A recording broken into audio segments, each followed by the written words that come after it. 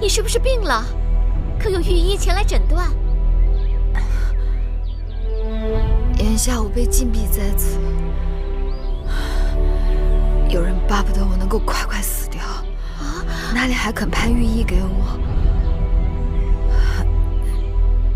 我这症状起得古怪，像是受了毒物之害。是何人要害你？我去禀报大王。他位高权重，无人可奈何得了他。再说，他想害我，定是早谋划的滴水不漏。这怎么办？月妹妹，我要怎样才能帮你？你看到那些灌木吗？开着白色的小花。是开着球状的小花吗？它们是土茯苓，你若能挖出它们的根茎，或许还能救我一命。好，你等我，快帮我一起拔。是。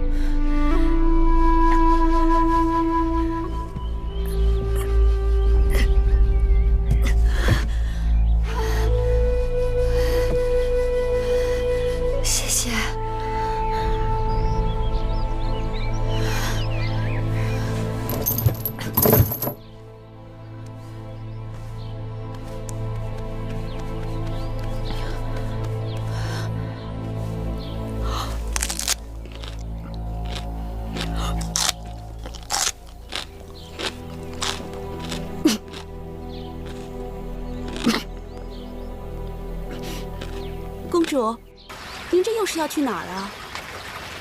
随便走走。魏后刚刚解了公主的禁足，公主马上就在高堂台待不住了。前日去了云梦台，昨日又去了荣华台，这2日已经把宫里大大小小的宫殿都转遍了。公主，你到底在找什么？实话告诉你们吧，我在找芈月妹妹。你们知道她被关在哪儿了吗？好吧，你们不告诉我，我就带着你们日日找，直到找到为止。公主，公主，你这样找又有什么用呢？要是人不在宫里，即使踏破铁鞋也是找不到的。你说人不在宫里？我瞎说的。人不在宫里，那就在外面的离宫了。公主，你就饶了婢子吧，婢子真的不知道。公主要是说是婢子说的，婢子一定性命难保。谁说是你说的了？是本公主自己想到的。快说，月儿被关在哪个离宫啊？公主，快别难为我们了，我们只知道月公主并不在宫内，可是到底在何处，实在不清楚。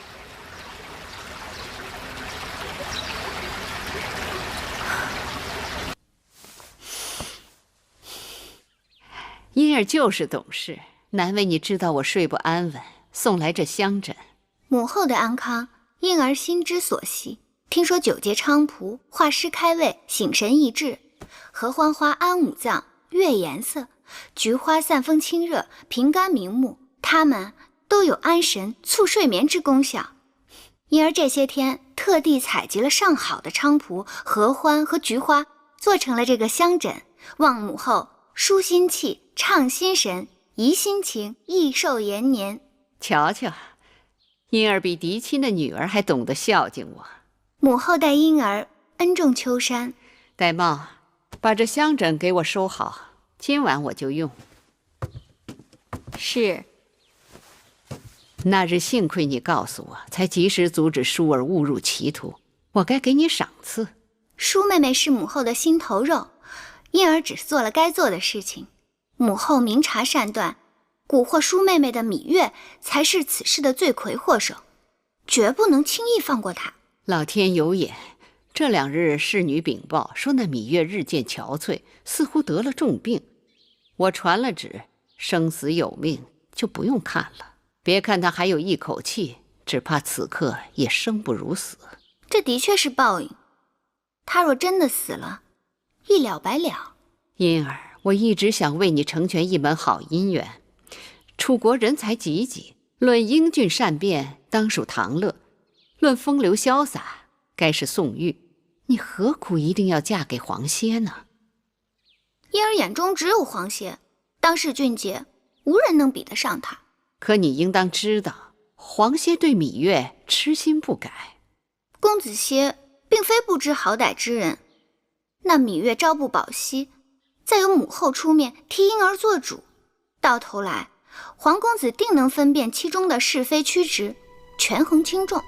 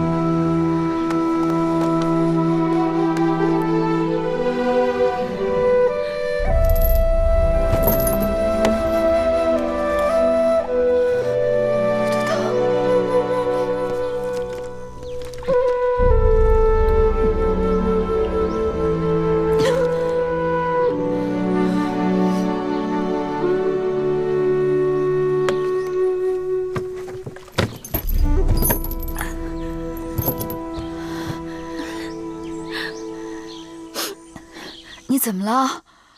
吓死我了！你要是再不把水囊取下来，我就以为你死了。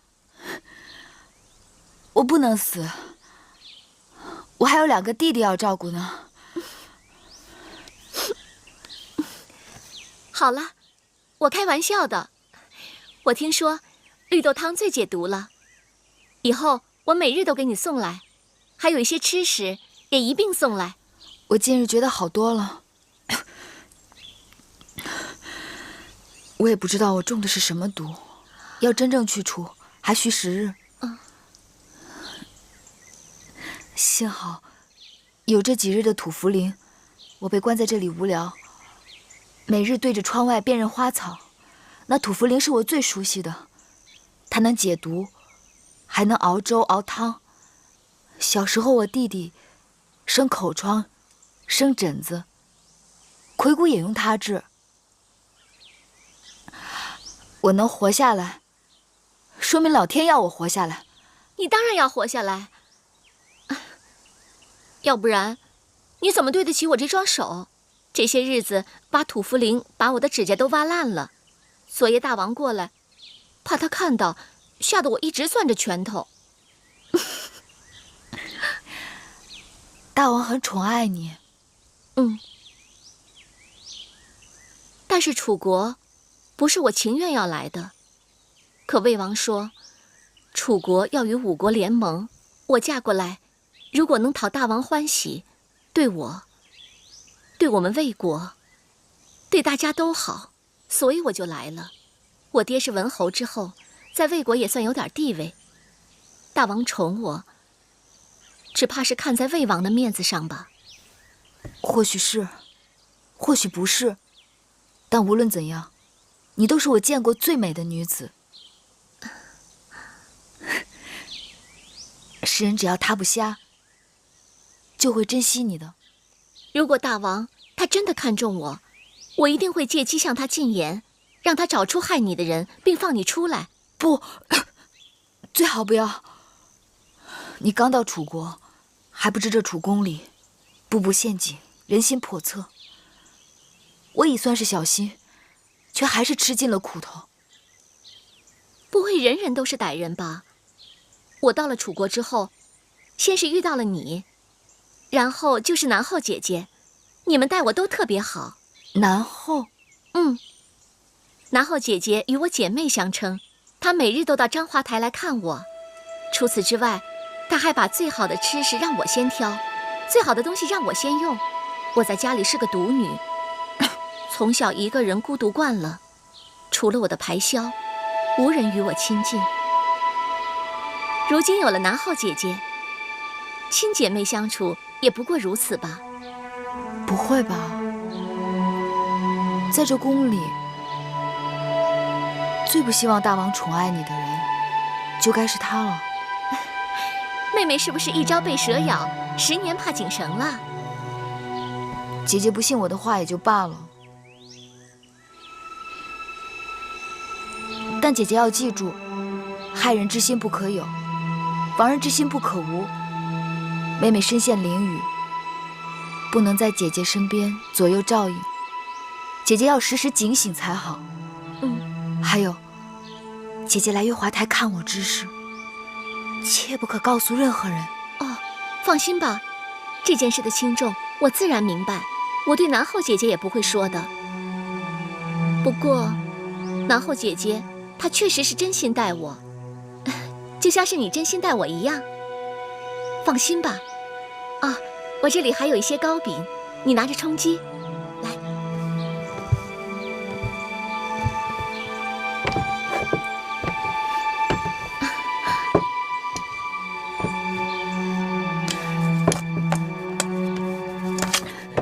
谢谢姐姐。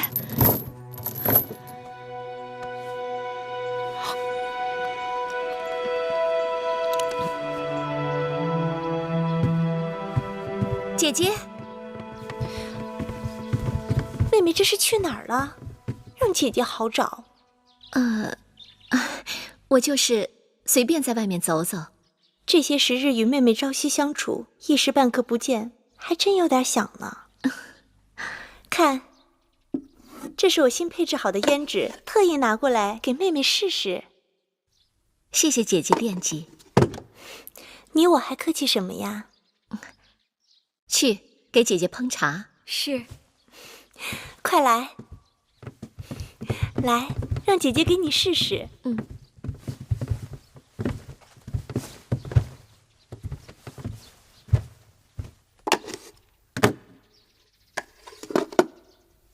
你看如何？这般轻薄香甜，姐姐是如何做到的？是用上好的红植竹花瓣放到干净的石臼中，慢慢将花瓣冲成后浆，细砂过滤取汁，然后将当年新骚就好的蚕丝剪成这珠核般大小，放到花枝中浸泡，取出晒干后，就成了妹妹手上这上好的胭脂。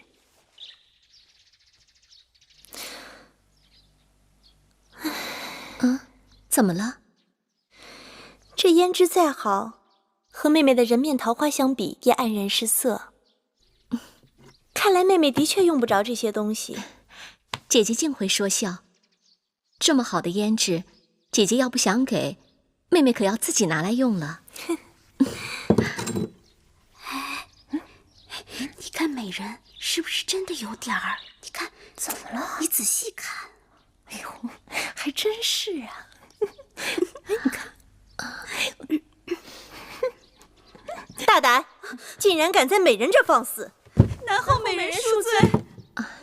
姐姐，下人们常有粗疏失礼的时候，不必和他们一般见识。若是在我那也罢，可偏偏在妹妹这儿。若不管教，岂不让外人说我放纵手下？莲儿，是，给我掌嘴！哎，姐姐且慢，何不听听他们如何为自己辩解？如果无道理，再打也不迟。既然美人给你们求情，我就给你们次机会，说，到底在嘀咕什么？婢子不敢乱说。说吧，说实话，我可以求南后不罚你们。后宫有传言，都说美人闭月羞花，千娇百媚，这是实情啊。可是就是有一处不好。何处不好？妹妹，别听他们嚼舌头，这宫里人向来善于嫉妒挑拨。可是姐姐，妹妹还是想知道何处不好。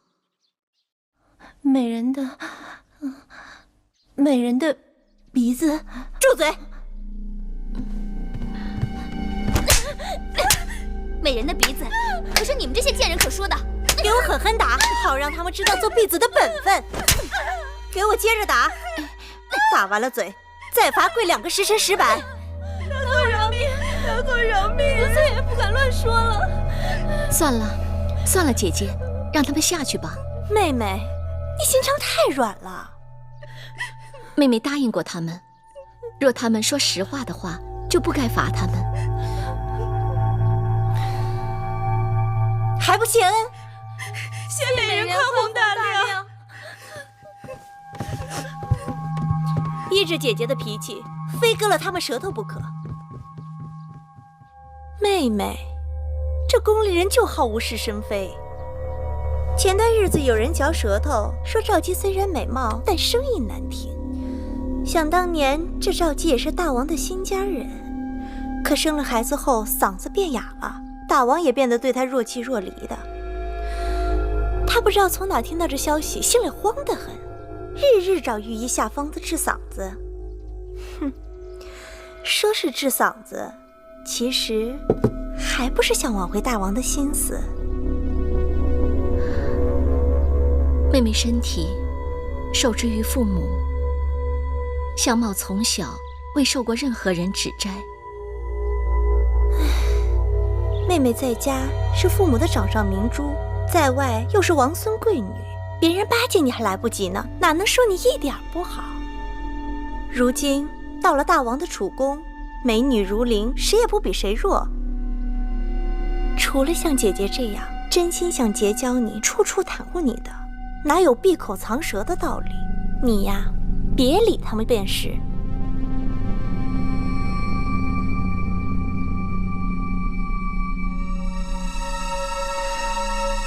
姐姐也真是个粗心人，他们不说，我还真没看出妹妹脸上的缺憾。我真的看不出什么。你从小到大都看自己的面孔，自然很难看出瑕疵。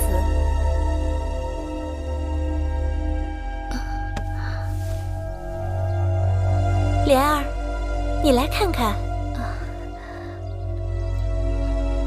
在莲儿看，夫人的确是花容月貌，只是这鼻子有一点点，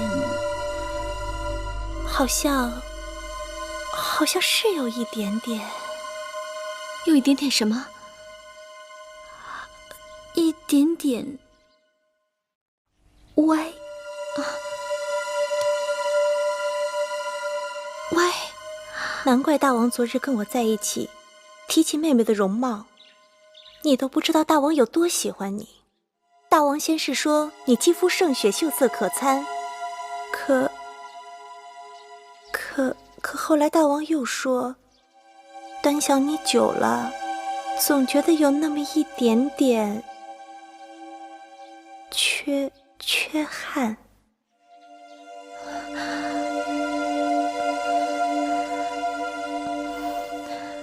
妹妹别担心，大王提起此事时，我马上打岔过去了。我说，大王，你太过于挑剔了，妹妹是丽质天成，白玉无瑕。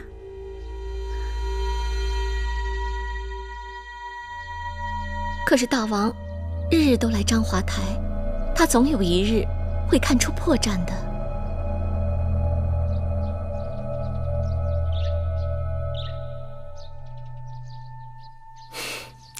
傻妹妹，这兵来将挡，水来土掩，妹妹，请看，这样如何？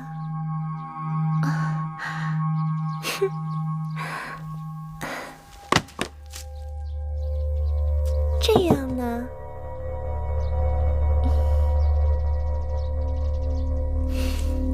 或者是这样？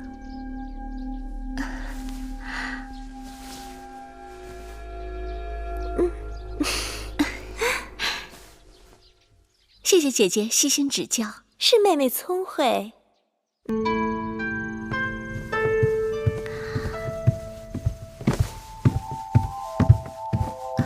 大王来了。爱妃不必多礼。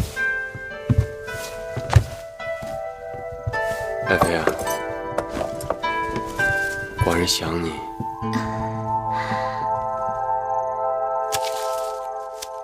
爱妃，你可知道，这是寡人有生以来第一次摘花给一个女子。谢谢大王。嘘，爱妃啊，今日屋里的灯光为何如此昏暗呢？今晚月光好，如果屋里太明亮了，反而辜负了月亮的皎洁，对吗，大王？爱妃果然好情去案。爱妃，寡人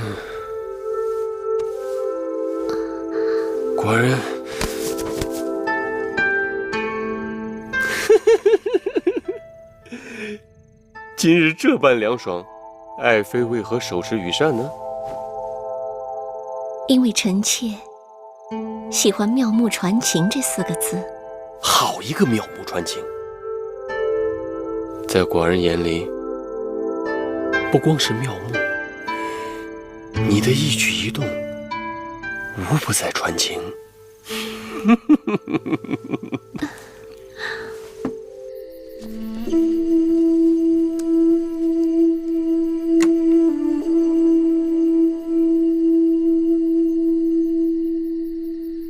子歇，夫子，你久等了。为师刚刚完成新政12册，几日后便可呈给大王。这新法主要以军爵平陆、任贤能、赏战功、削冗官、拓荒地等12条法令。楚国的疆域大于秦国，根基深于秦国，人才多于秦国。若能实行新政，必将称霸诸侯。大王倚重夫子，若是这新政12册得以推行，千秋万世将熏记夫子的功业。新政推行，虽大利楚国，但必然会招致朝臣勋贵们的怨恨。老夫但求不像伍子商君那样死无全尸即可。眼下秦国崛起太快，我怕他们不会给楚国太多的时间呐。夫子不必过虑，我国使臣将齐聚郢都，定联盟合约。楚国又是合纵长，有这6国联盟在，即便秦国崛起的再快，他也不可能一口气并吞6国。说得对。哎，这么晚了，你找我何事啊？夫子，我有事相求。你说。岳公主因为得罪了威后，被杖责关押起来了，至今下落不明。恳求夫子帮助疏解，解救岳公主。唉，岳公主是个身世可怜的女子啊。好吧，欲治其国者，必先齐其家。后日大朝，我便竭力陈情，请大王出面询问此事。没有罪名，谁也不能把岳公主如何。然后你就可正式向岳公主求亲了。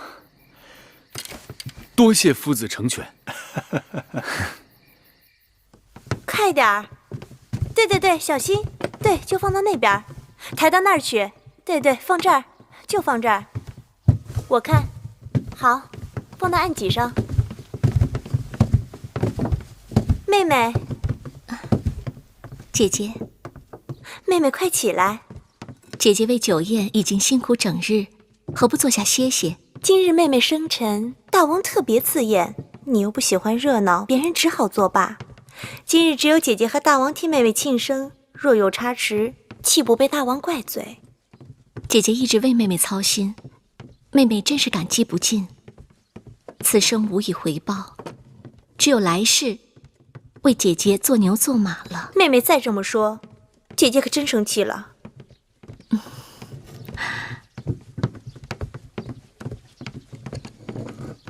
啊，你等等啊，那盆花放在门口。是。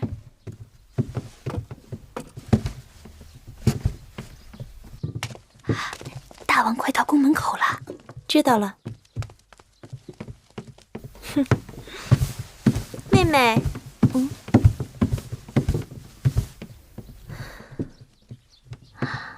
天已黄昏，你是否觉得这店里有些昏暗呢？姐姐的意思是，平日里我劝你与大王单独相处时灯光要幽暗，那是为了让大王只看到你曼妙的身材，而忽略了你的缺憾。可今日是盛宴，灯光过暗，一是不吉利，二是坏了气氛。那可怎么办？我想，何不把那九尾天湖灯拿来，放到妹妹身后高处？灯下黑的道理，妹妹是懂的吧？既照亮了大殿，又照不到妹妹，你觉得这主意如何？姐姐好聪明，我这就进去把九尾天湖灯拿出来。妹妹快去，别耽误了时辰。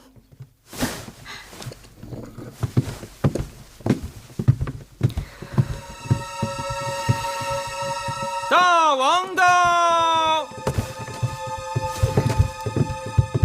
大王，爱妃请起，都起来吧。今日寿星何在啊？臣妾不好说。美人病了？美人妹妹没病，只是回去取九尾天湖灯了。取灯就取灯吗？有何不好讲的？可臣妾认为，美人这么做，未免对大王太为不敬了。那盏灯是爱妃送给美人的吧？更何况寡人看来，那灯也没有什么不好啊。正因为好，所以才被妹妹再三讨要，我不得不给她。竟是她向你抢锁的？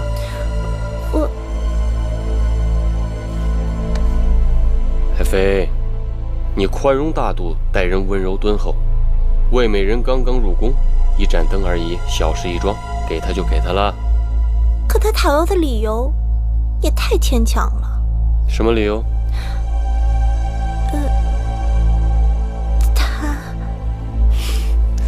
爱妃一向心直口快，今日为何这般吞吞吐吐？有寡人在这儿，但说无妨。爱妃，他说他要用这盏灯去除异味。大王，您弄疼臣妾了。他当真是这么说的？请大王息怒。臣妾喜欢“要用纯情”这4个字。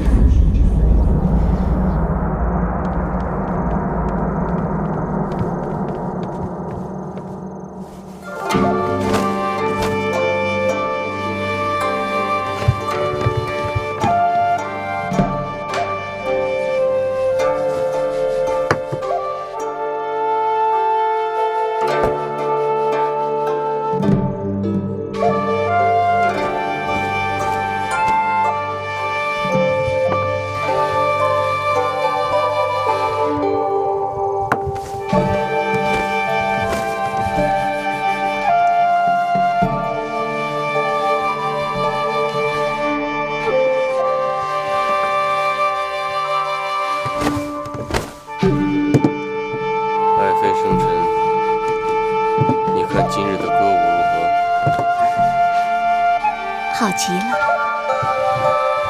你为何总是遮着你的面孔？寡人听不清你在说什么。臣妾说，轻歌曼舞，婀娜多姿，真是好极了。今夜清冷，你那扇子该收了吧？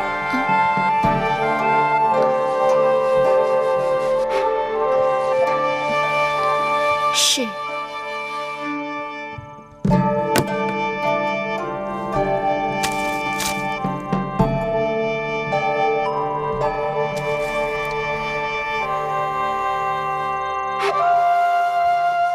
今日的菜肴不合爱妃的胃口？不，南后姐姐特意让御厨精心准备，菜肴美味可口。那是酒不好喽？不是。那寡人为何见你菜味吃一口，酒味喝一樽呢？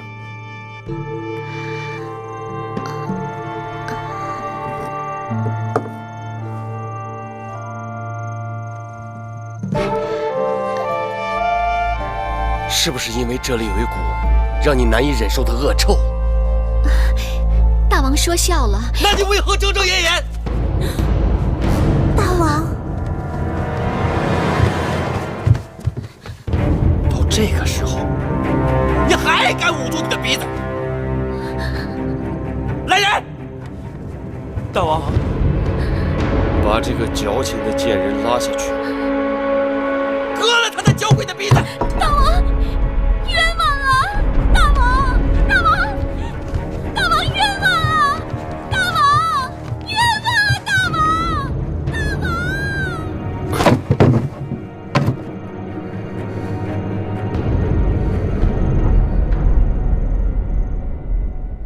今日朝会，寡人是想就即将举行的六国会盟一事跟你等商讨，还望众爱卿畅所欲言。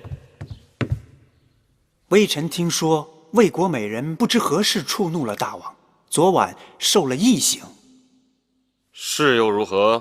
魏国送亲的使者尚未离开郢都，便发生这等事情，的确难堪。楚魏联盟由此可能破裂。魏国使者准备就此事递交国书，要求说明缘由，并且道歉。哼！大王，魏王的颜面的确因此而受到羞辱，大王不妨给他们一些安抚。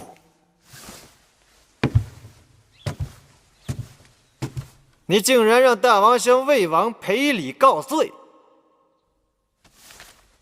臣以为屈作图打着合纵的幌子，让我大楚包羞忍辱，置大王的尊严于沟渠。一个美人只是割了鼻子，又不是掉了脑袋，道什么歉呢？大王，此事关系重大。够了！寡人对这个魏美人已经仁至义尽。再者说，这魏美人的事是寡人后宫的家事，与你何干啊？与你们何干？与魏国何干？与河东何干？退朝！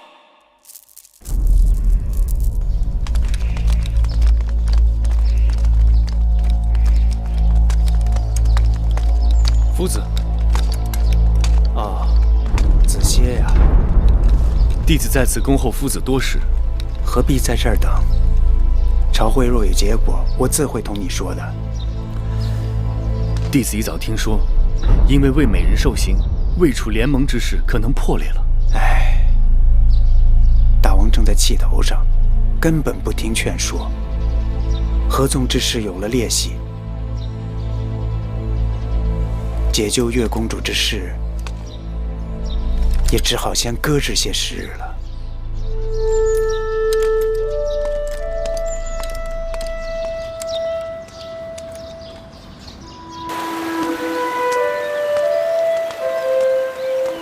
姑姑，欢公子来的正好，已经有月儿的下落了，说是关在宫外的月华台。我现在就去求淑公主想办法救她。月华台。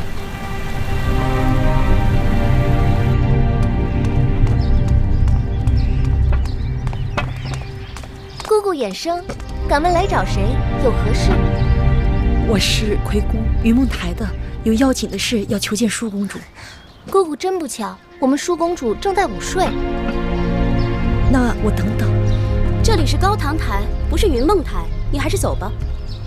可我真的有非常要紧的事。此刻让你走还是客气的，惊动了威后，只怕你我担待不起。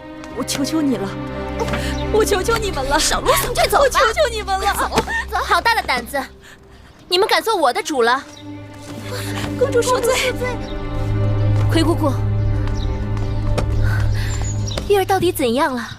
有人在月华台见着她了，说是病得很厉害。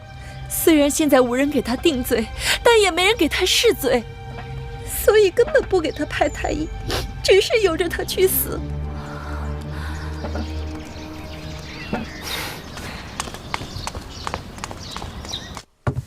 母后，舒儿来了，快坐下，我有话对你说。今日我让大祭司为你的婚事占了一卜，离下镇上寅戌之象，大祭司说是少见的姻缘奇卦，日后成亲，你和你的夫婿将成为人人羡慕的神仙眷侣。母后为舒儿的婚事如此操劳，舒儿心中不忍。当娘亲的命里注定是要为儿女操碎心的。母亲果真舍得舒儿远嫁？当然舍不得。10月怀胎，千辛万苦，看你长成亭亭玉立，我是又欢喜又担心。担心你找不到好的夫婿，误了终身，所以我千挑万选，选中了赵侯雍。他雄韬伟略，文武双全。等你以后有了自己的骨肉，你就会明白为娘的苦心了。所以做娘亲的对自己的儿女都是舐犊情深的，对吗？这是自然。舒儿有母后是舒儿的大幸，可是那些没有娘亲的女子岂不是特别的可怜？舒儿嫁人，日后有了儿女，舒儿在他们身边为他们遮风挡雨。可万一有一日舒儿不在了，儿女们无依无靠，只能任凭他人宰割欺凌。舒儿一想到如此情境，心中凄然。舒儿此言何意？母后，如今宫中上下人人皆知月妹妹在月华台病得很厉害，母后看在她娘亲早逝的份上，让太医去救救她吧。不许你再跟我提那忤逆不道的贱人。母后，月妹妹虽非母后亲生，可也是父王的亲骨肉啊。她是咎由自取。前阵子因为月妹妹顶撞了母后，所以把她关了起来。可如今舒儿这边早已风平浪静，月妹妹那儿却余波未了，仍被囚禁。如今月妹妹病了，也不给她看病，由着她去死。月妹妹与舒儿同父异母，别人知道了，只会说王兄母后欺负月妹妹，孤苦伶仃。舒儿远嫁别国，君臣和百姓们更会因为大楚如此对待先王的亲生骨肉，更加藐视母后、王兄和舒儿。舒儿思前想后，母后就算与月妹妹有深仇大恨，也应该为了大楚的名声和舒儿的将来，救救月儿吧。不然怎样？不然舒儿万万不敢嫁人了，免得上天报应，将来儿女一生凄苦。舒妹妹，你说这话就差了。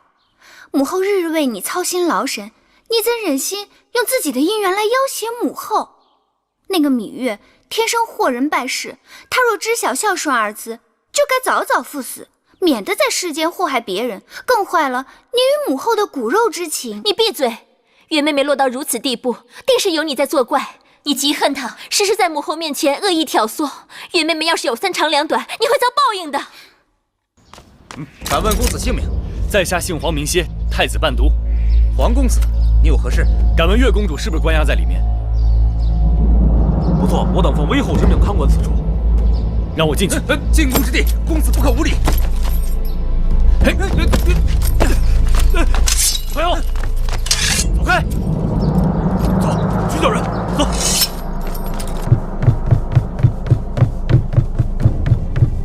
月儿，月儿，月儿，月儿，子歇，你怎么了？别怕，我这就带你走。子歇，起来。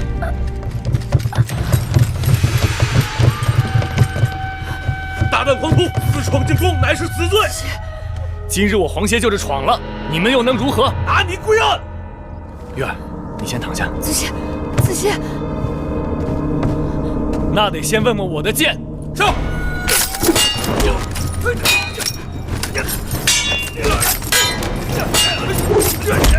小心！小心，子歇！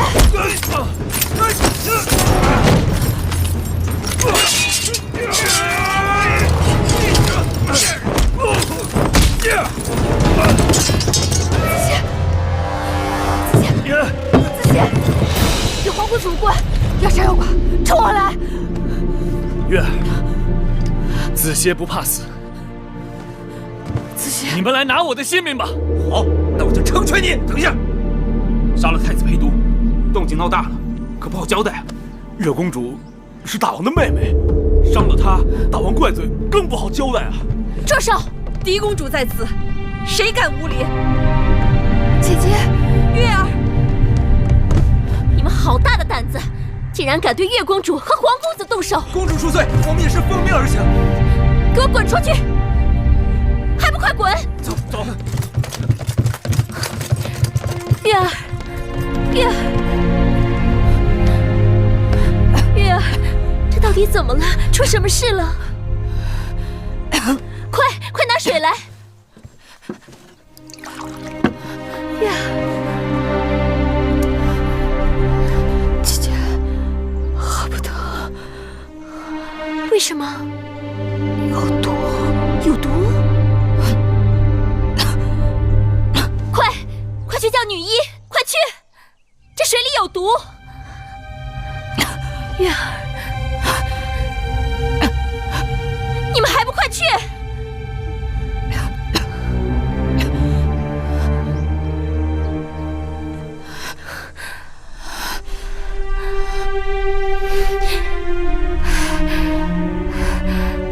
公主，苏公主，姐姐，不能喝，姐姐，出去告诉外面的人。说舒公主饿了，吃了这里的东西；舒公主渴了，喝了这儿的水，随他们怎么办吧。快走！月儿，何苦呢？月儿，月儿，月儿，魏后不好了！出了什么事？大惊小怪的。皇公子黄歇私自闯入了月华台，简直无法无天！让侍卫把他拿下。魏后，舒公主也去了，还吃了芈月那边有毒的糕点，喝了有毒的茶水。哪儿来的毒？据说那月公主的病就是与宫里送过去的吃食有关。快去叫女医治，去月华台救我的舒儿要紧。是。说，谁背着我下的毒？奴婢不敢。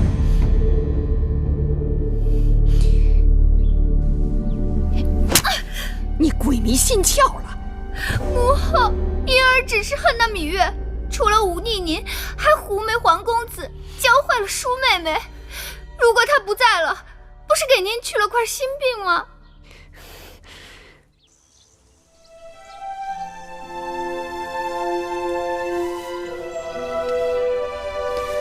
女医治，先给姐姐解毒。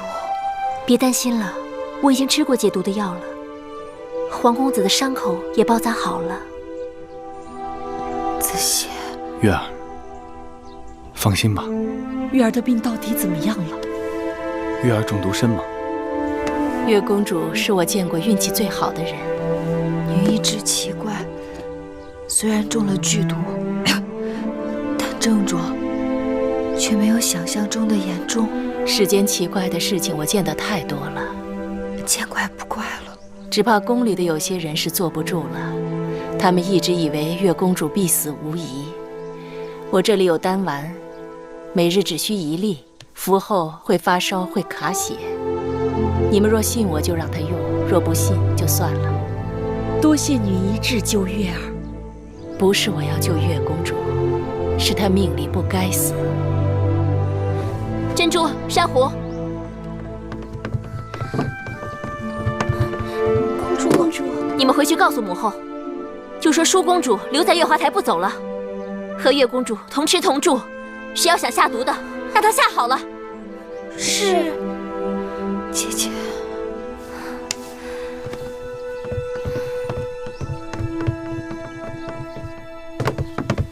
微后，拜见微后。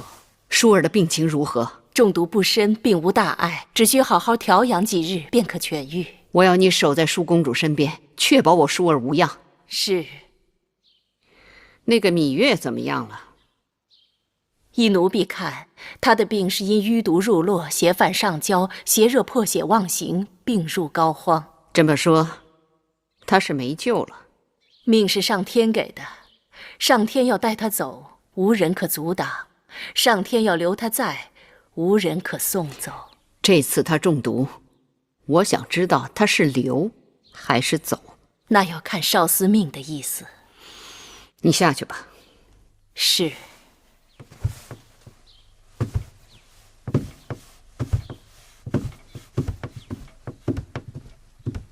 微后，舒公主说，即便她病好了，也要留在月华台与芈月同吃同住。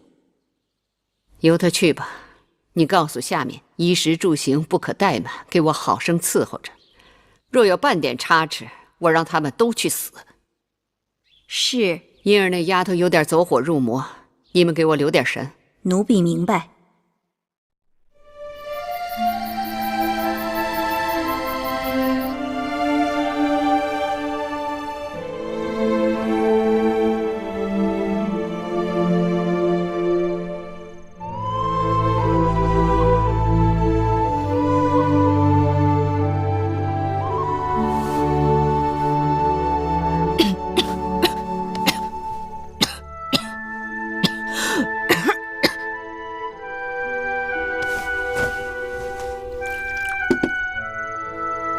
咳嗽了，来，起来喝点水吧。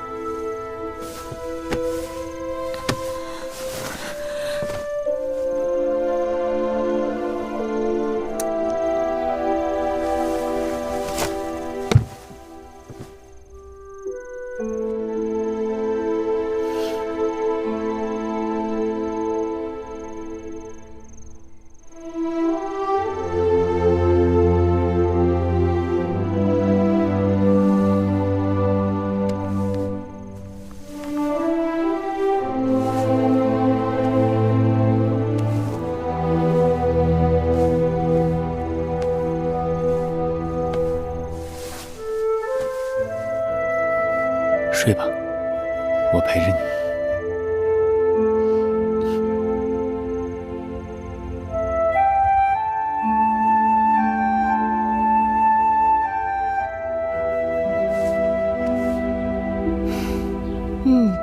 气色好多了。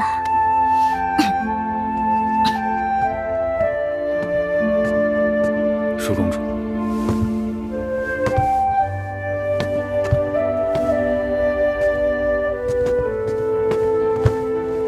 月儿，这是刚熬好的粥，喝一点吧。我来喂你吧。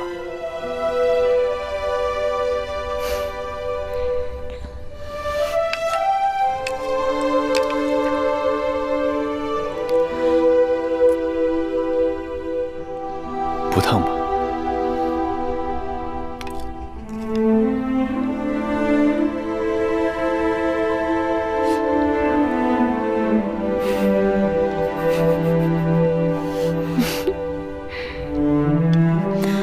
还是我自己来吧。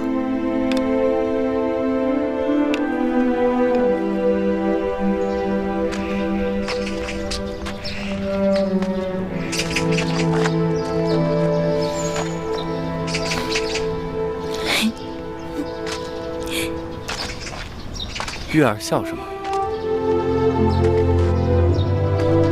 月儿好福气，若没有你和舒姐姐，我就看不到这园子里的景色了。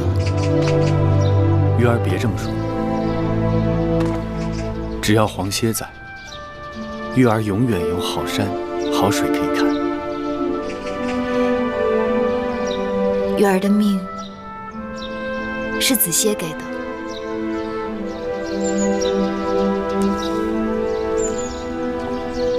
月儿，就是子歇的性命。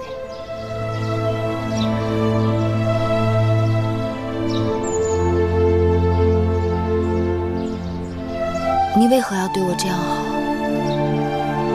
因为月儿值得我对你这样好。我要还你。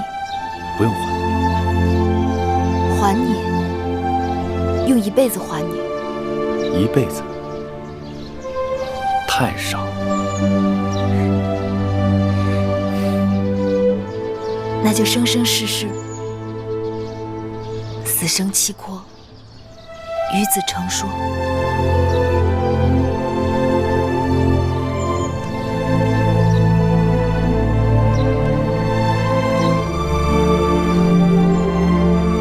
执子之手，与子偕老。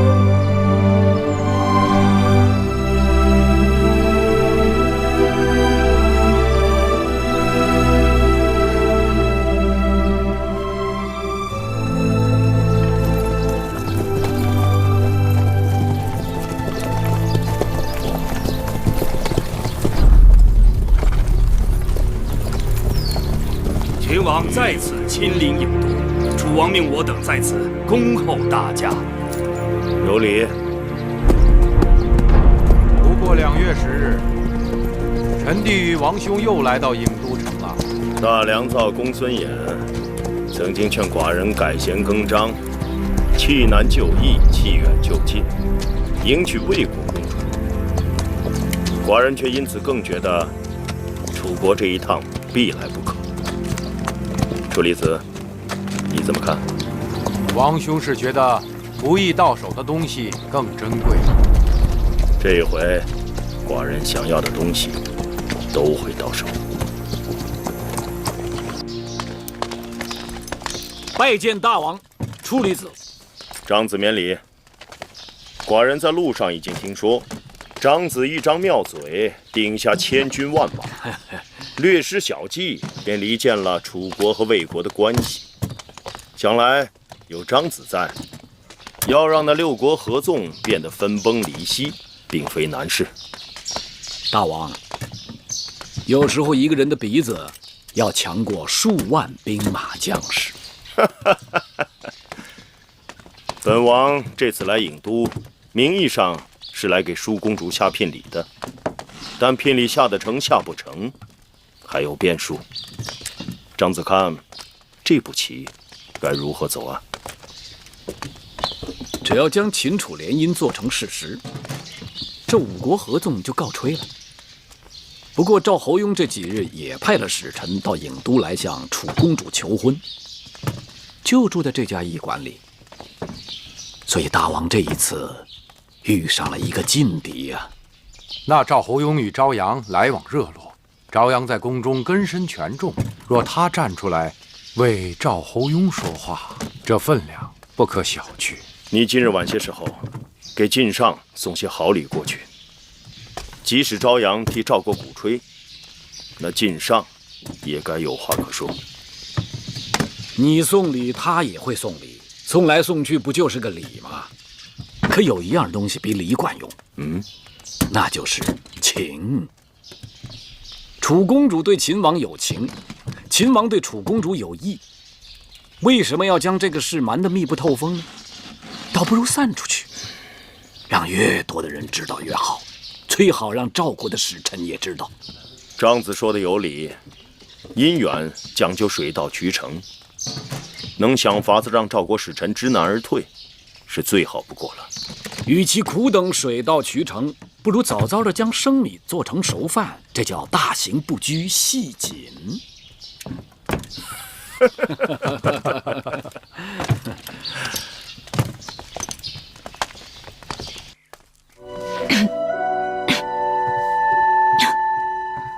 妹妹，姐姐，你也是太不听话了，身子这么虚，动不动都咳出血来，怎么还做针线呀？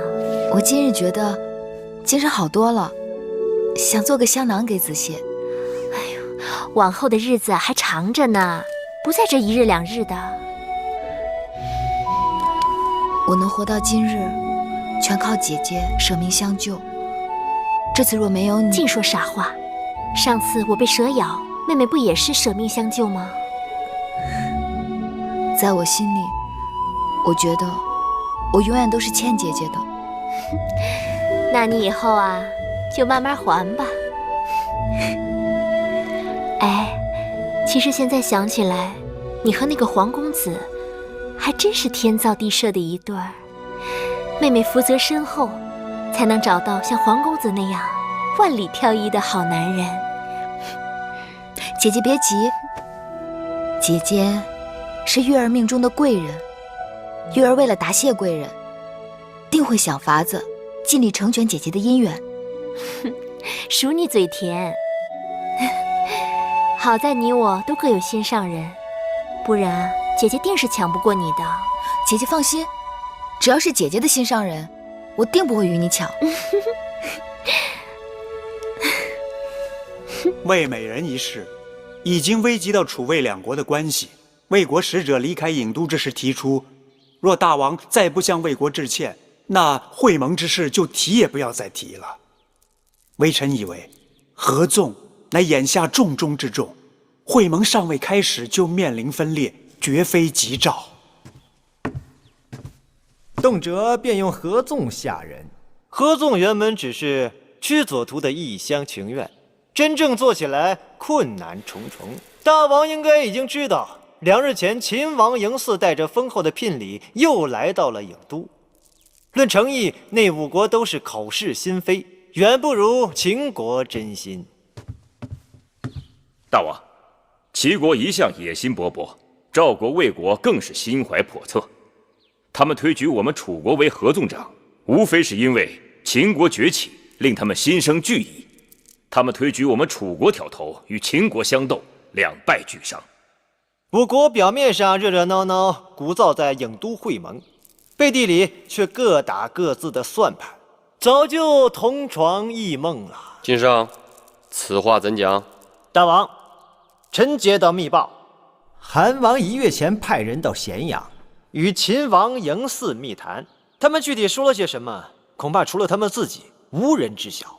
但若对楚国有利，他们绝对不会这样偷偷摸摸。晋上大夫真是耳目灵光啊！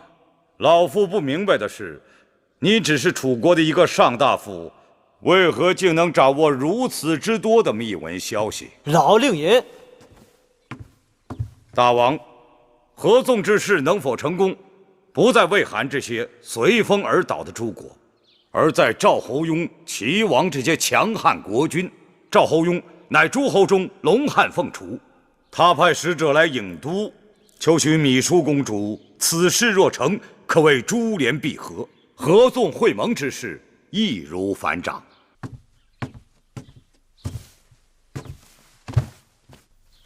月儿，把药喝了。子歇，告诉我实情。我几次要你陪我去见魏美人姐姐，你都屡屡推诿，为何？那魏美人，还是不要去看了。姐姐怎么了？她因为开罪了大王，被大王割掉了鼻子。啊？怎么会这样？据说是南后因为争宠设下的圈套。可不管怎样，大王都不该如此蛮横。魏姐姐，她也是王侯之女，怎可视如草芥？这宫中的女人，哪个不是诸国权势权衡的赌注？即便身为公主、王侯之女，谁又能左右自己的命运？只是这魏美人的遭际，实在让人扼腕叹息啊！若是没有美人姐姐援手搭救，我的命早就没了。可如今姐姐遭难，我却束手无策。估计宫中只有你在真心为她难过。多少人都认为，只有别人死，自己才能活。今日是他人死自己活，明日就是自己死他人活，有什么区别？我不要过这种日子。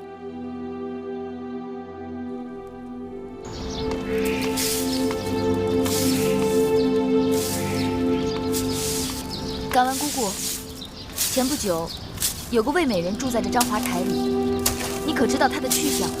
还魏美人呢，鼻子都没了，活脱一个丑八怪。姑姑可否告知，我在何处能找到她？婢子不知道啊，这远近处处亭台楼阁，看起来好风光啊，谁知道哪日就成了冷宫了，还这个美人那个美人的。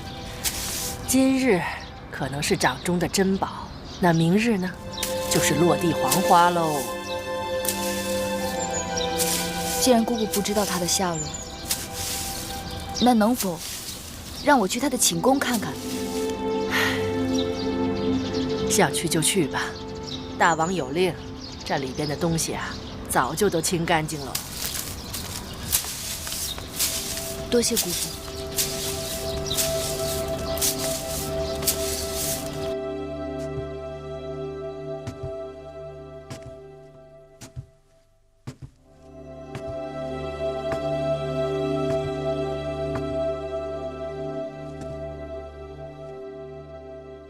张子，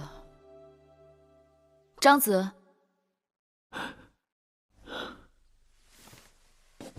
张子，你怎么会在这儿？月公主，昨日魏美人在冷宫自杀死了，在下特意来祭奠她一下。唉。这不，看到他留下的牌箫，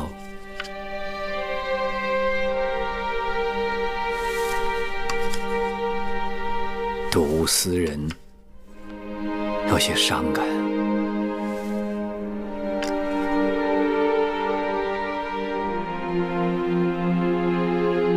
月公主，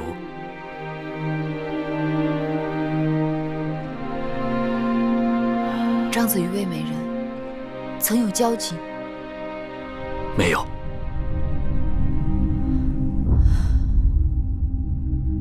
张子何时变得如此多愁善感？虽说魏美人与在下素昧平生，但魏美人毕竟是因我而死。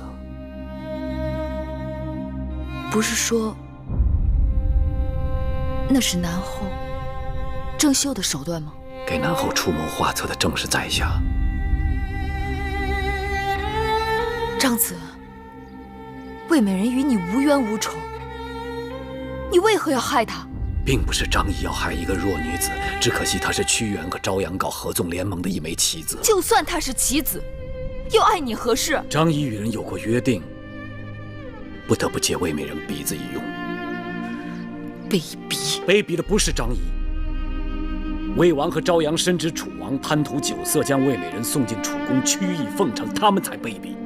张子，我和姑姑当初搭救你，是把你当成了君子。张仪做事有谋略，讲黑白，但从来都不是君子。我知道，月公主在气头上，此事说什么都无用。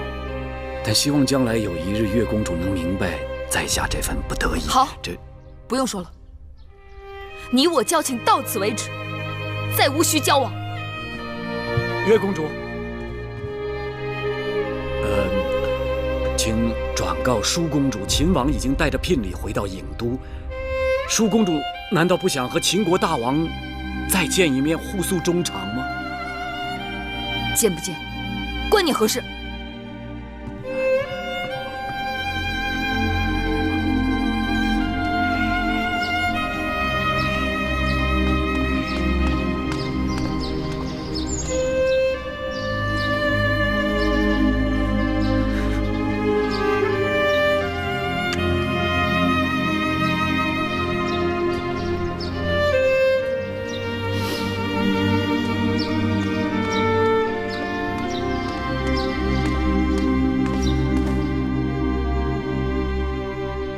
谁想到张仪竟然为了一己私利，对美人姐姐毫不怜惜，视无草芥，真是知人知面不知心。那个张仪真的说秦王已经回到郢都了？好像是。我就猜到他会回来的。他真是至情至性之人。张子真的说，秦王回郢都是为了给舒儿下聘礼。除了舒姐姐，这楚宫当中，谁还能入得了秦王之眼？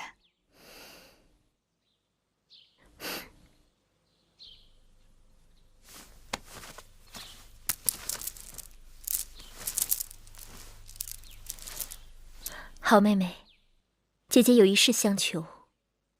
你说，既然秦王对我有情，那我也应该让他知晓舒儿的心意。姐姐是要私传信物给他？小声点儿。照理说，妹妹还未痊愈，不该劳累妹妹的。我不累，不就是替姐姐出宫一趟，去见那个秦国老伯吗？你老伯老伯的叫，好像他真的很老似的。不老不老，他不老，他与姐姐郎才女貌，天造地设。好啦，妹妹答应你就是了。好妹妹，这件事情干系重大，我该如何谢你才好啊？你我之间若用得着谢字，那便生分了。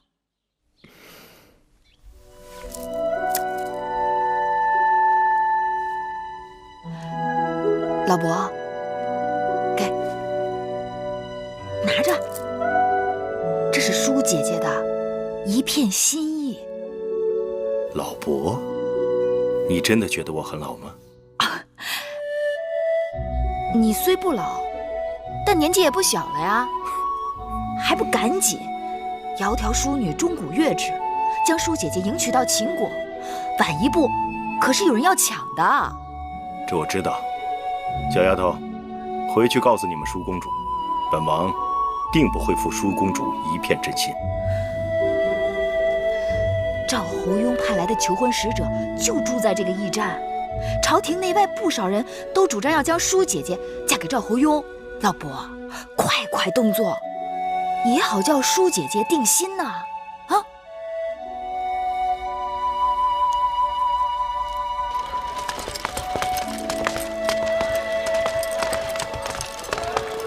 这就是赵国派来的使者。是。公主慢走，望公主下次再来。秦王不必相送，告辞。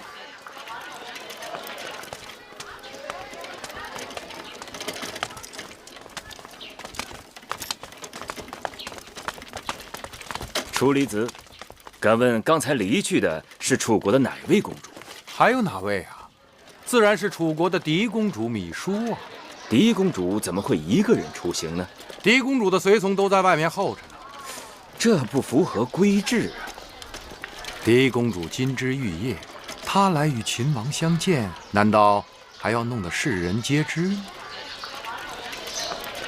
哼！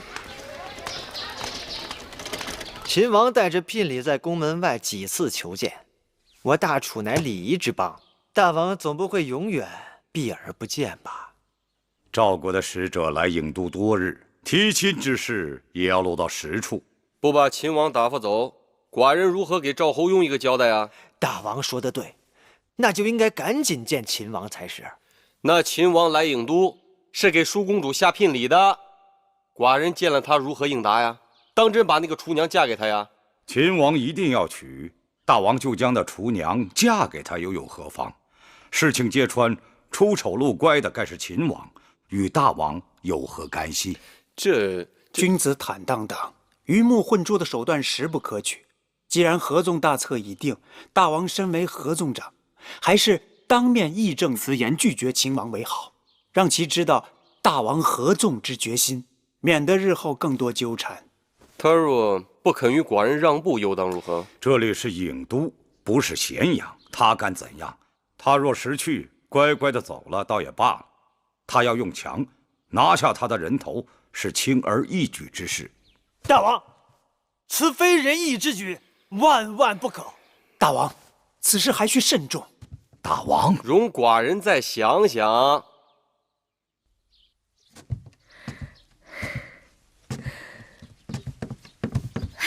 妹妹妹，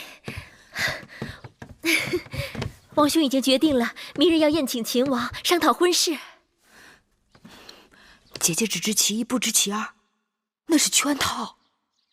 圈套？适才子歇告诉我，他还是从屈子那里听说的，说大王已经听从朝阳的劝说，要在筵席之上埋伏刀斧手，诱杀秦王，将你嫁与赵侯雍。这可如何是好？王兄这是要葬送舒儿的一生。妹妹，快随我一同前去，求屈子帮忙。屈子认为此举非君子所为，执意反对，所以筵席之上只有朝阳一人作陪。秦王生死只在朝阳一人之手。此事连屈子都无可奈何，那他定是凶多吉少了。只需要姐姐拿定主意，秦王便会无恙。主意？什么主意啊？我此刻五脏俱焚，哪还有什么主意？好月儿，你替姐姐出个主意吧。月儿想，秦王若不去赴宴，他们就拿秦王无可奈何了。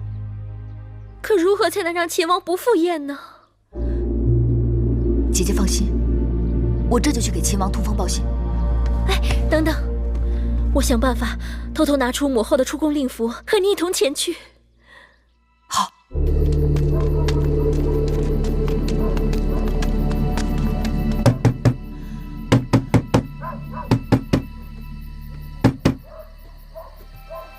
谁？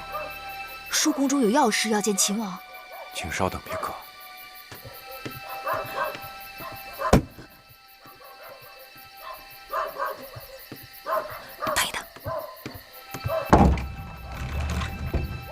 公主请进，王兄已在等候了。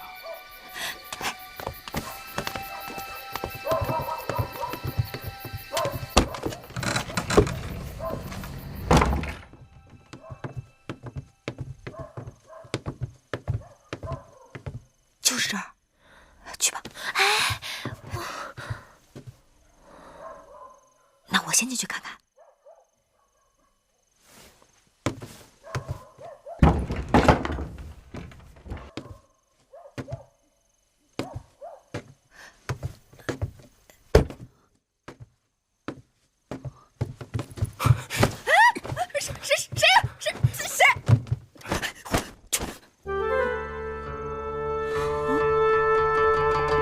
老伯，不是说是舒公主吗？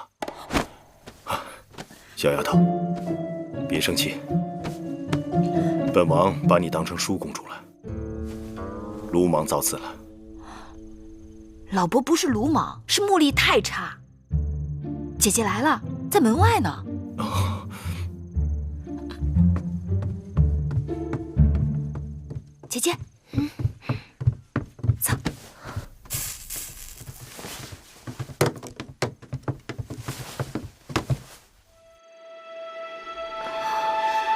我在门外等你啊。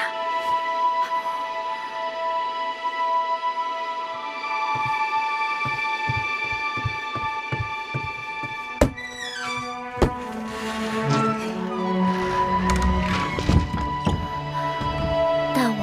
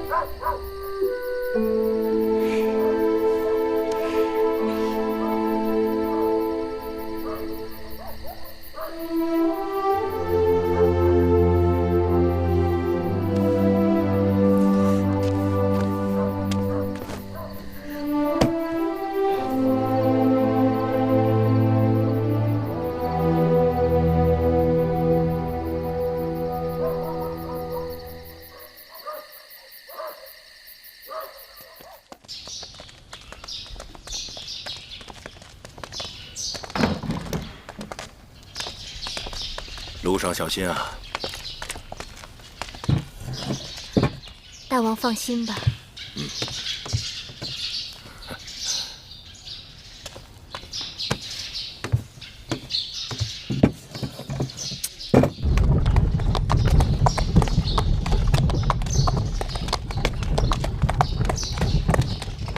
赵大夫，赵大夫为赵侯雍求婚，已在郢都滞留多日。今日楚王设宴，与寡人商议嫡公主芈姝的婚事。赵大夫何不一同前去？楚王跟你谈婚事，关我何事？差矣，嫡公主身边有几个婢女，都是绝色的。赵大夫可以请求楚王将其中一个婢女许配给赵侯雍。你，赵大夫刚才已经亲睹楚国嫡公主的容颜，既然无法娶到嫡公主，退而求其次，并不难看。告辞了。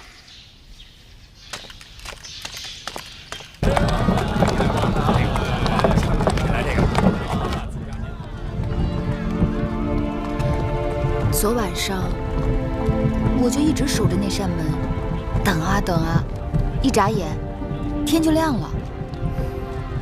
舒儿也是觉得奇怪，怎么一眨眼天就亮了？姐姐究竟与秦王说了些什么？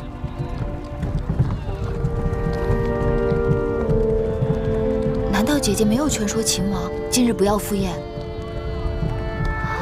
说了，可他说要光明正大娶我为后，所以一定要亲自面见王兄。秦王热血男儿，值得姐姐倾慕。不过昨日一夜未归，万一魏后追查起来，姐姐该如何回复？秦王愿为舒儿豁出命来，我眼下哪还顾得上那么多？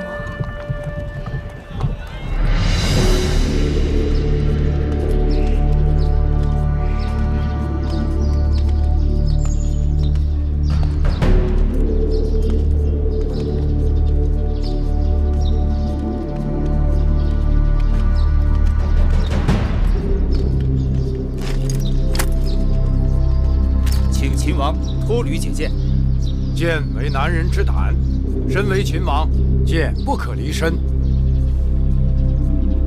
无妨。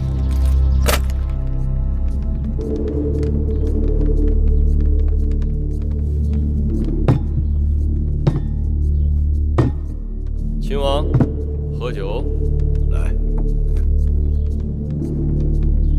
都听仔细了，你甩妹妹后，格杀勿论。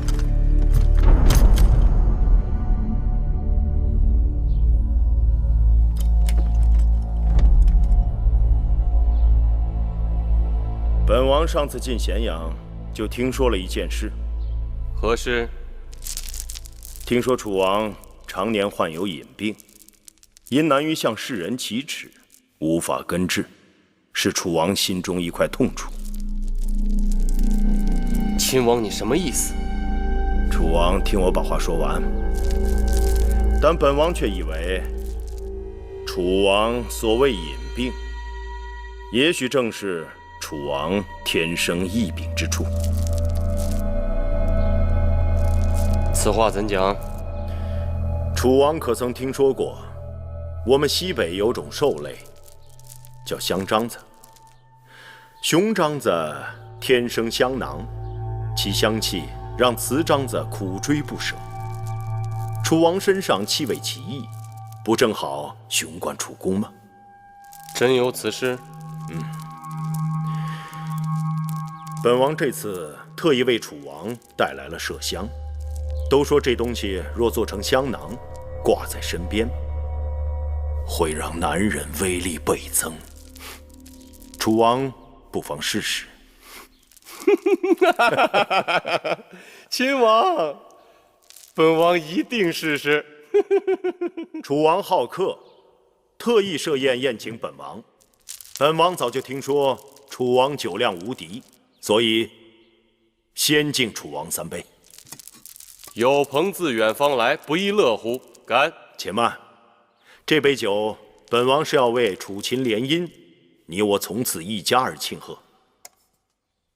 大王，秦王此话不妥。楚国与秦国何时联姻了？对啊，秦王，你与我楚国何时联的姻呢？寡人就是在这大殿上向楚王请求迎娶嫡公主芈姝，楚王当场承诺，并请出芈姝与我相见。不过才2月有余，楚王忘记了吗？此事寡人自然是没有忘记。可那日秦王见到的只是我楚宫的一名普通厨娘，并非是嫡公主芈姝。若秦王真的一味索讨，那寡人只好把那个厨娘给你了。君无戏言，本王一直都是向楚国嫡公主芈姝求亲，楚王答应的也是将嫡公主芈姝嫁于本王。芈姝明明是大王之妹，今日怎可随意拿个厨娘来搪塞？这联姻之事你情我愿，秦王这是要强讨硬娶了？怎能说是强讨硬娶？是你们有言在先，言而无信。明明说好的是嫡公主芈姝，怎会变成一个厨娘？久闻楚离子，能言善辩，伶牙俐齿，佩服，佩服。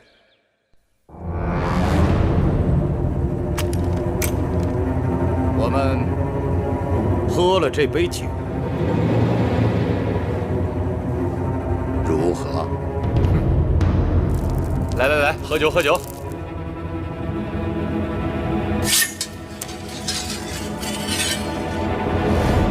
等等，令尹大人真会说笑。楚王若不肯嫁妹，本王又怎能应娶？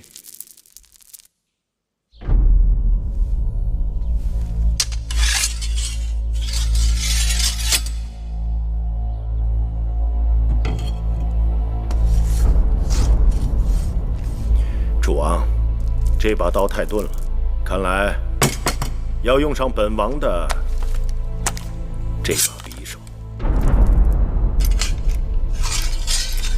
楚王，要我来帮你吗？秦王不必客气。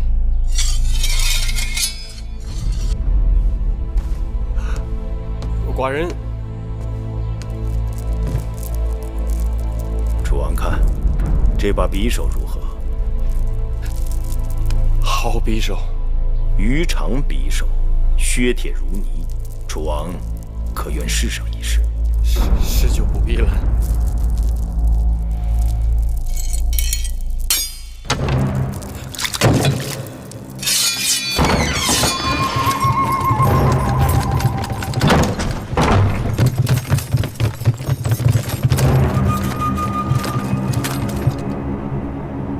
楚王，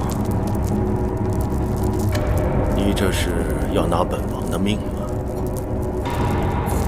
寡人的本意是，楚王为了悔婚而杀秦国之君，楚国即成为秦国勇士之仇人。杀人一时，结仇百世，楚王以为值得吗？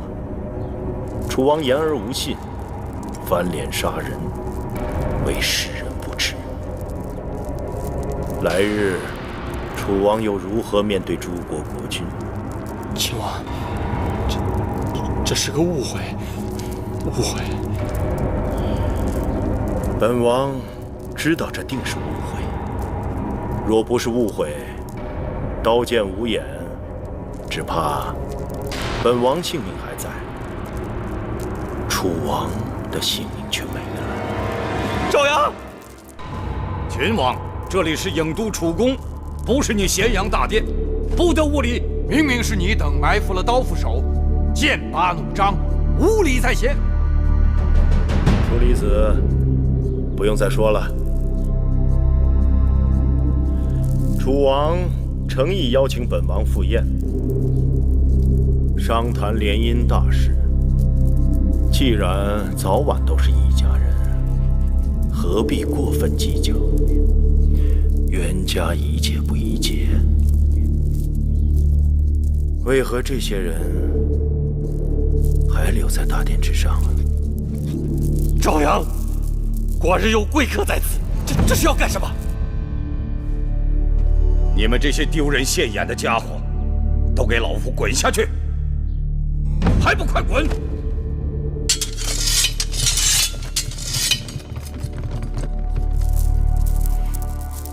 好了，来，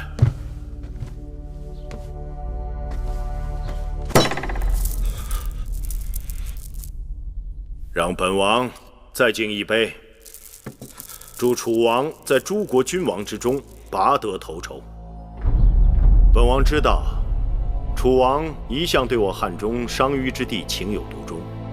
若楚王愿促成秦楚联姻，那么这商於之地好商量。什么？秦王此话当真？当然是真。本王对舒公主倾慕已久，望楚王成全。舒公主出嫁之事不宜再谈。眼下楚国正准备与吴国结盟，大王前不久刚应允了赵侯雍的求亲。楚国只有一个嫡公主，总不好一人许配给两国。是啊，秦王，此事寡人的确是为难。大王，晋上晋大夫有要事要禀报大王，让他在大殿外等着。晋大夫说是要事，等不得。什么事儿如此慌张？让他进来。是。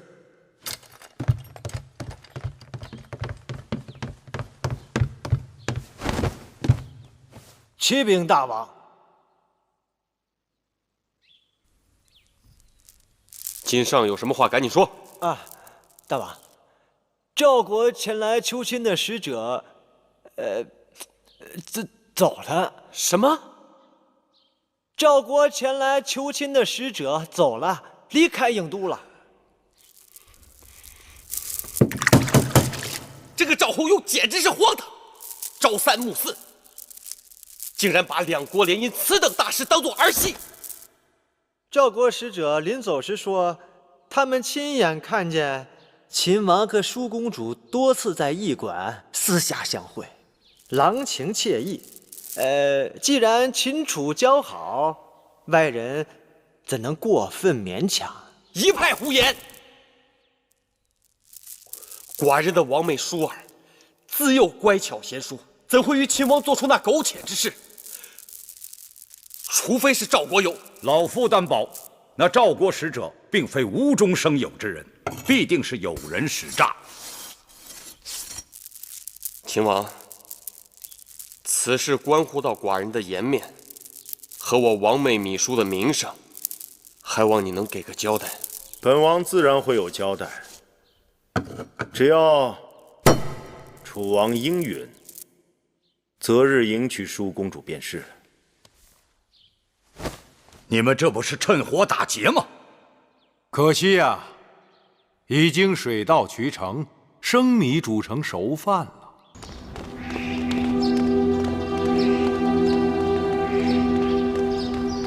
两位公主，请留步。谁敢阻拦嫡公主，小心你们的脑袋！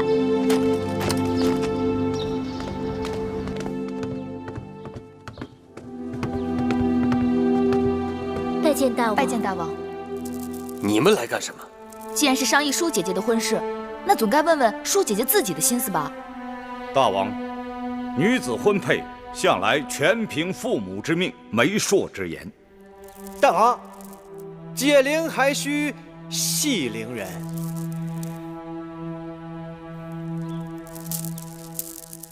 好，淑妹啊，寡人今日就当面问你一声：秦王嬴驷三番两次来我楚国求亲，声言非你不娶。可这秦国千里迢迢，道阻且长，王兄认为你一定不会愿意嫁到那荒僻之地的，所以正打算替你做主。大王恕罪，此事还是由舒儿自己做主吧。你说什么？求大王体恤兄妹亲情，成全舒儿与秦王的姻缘。楚王，这第3杯酒，就祝本王与舒公主百年好合，子嗣绵延，如何？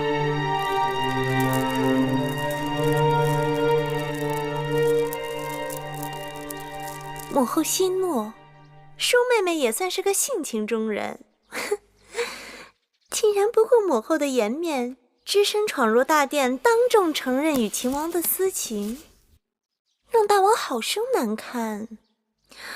哎呀，如今大王对这桩婚事也无可奈何，母后还是顺水推舟算了。啊，臣妾就是想给母后通个气，免得一个人蒙在鼓里黑不隆咚的。既然婚事已定，母后的心也该落下了。臣妾可真是为舒妹妹感到高兴啊！好了，臣妾告辞了。恭喜母后！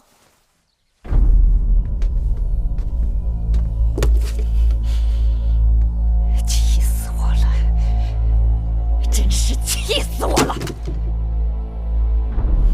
南后这是黄鼠狼给鸡拜年，威后若是真生气，就招了他的道了。但舒儿怎会自降身份，自甘堕落？那秦王有什么好？哪点比得上赵侯雍？真是喝了迷魂汤了。舒公主也许是受了别人的挑唆，那月华台里不是还住着个芈月吗？可不是，我真是糊涂，竟然让舒儿和那个贱丫头在我的眼界之外恣意妄为。玳瑁，传我的旨意，让舒公主马上给我搬回高堂台。是，威后，晋上大夫求见。晋上一向跟南后热络，南后刚走他就来了。那奴婢去回了他，就说威后身子不适。等等，听说秦王就是托晋大夫为他出面求亲的，我倒要看看他怎么花言密嘴的。让他进来。是。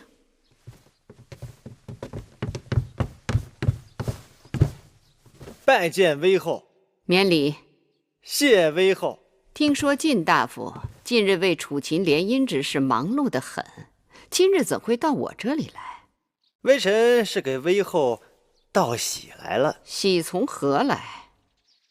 秦王久慕舒公主贤德美貌，愿以倾国之力来迎娶。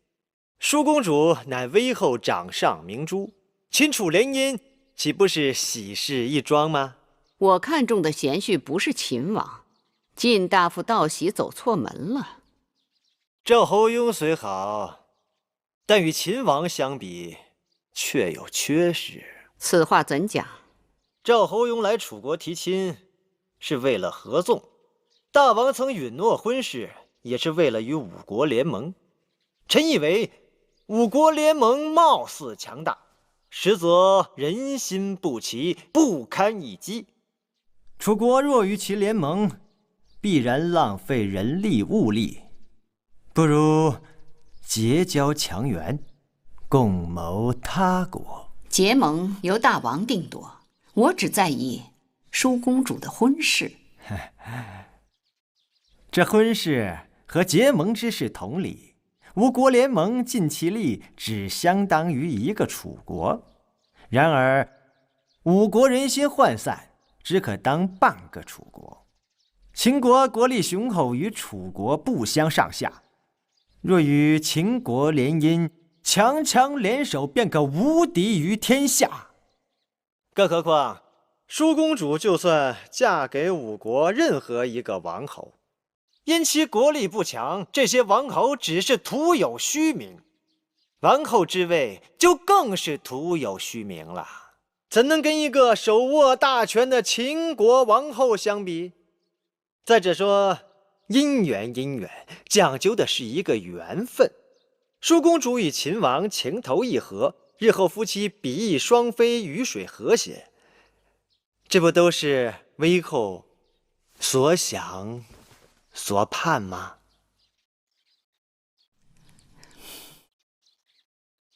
你虽把那秦王说的百般之好，可那秦国荒蛮，秦人粗鲁，舒公主要是嫁过去，怕是要吃苦头的。好与不好，要问舒公主的心意。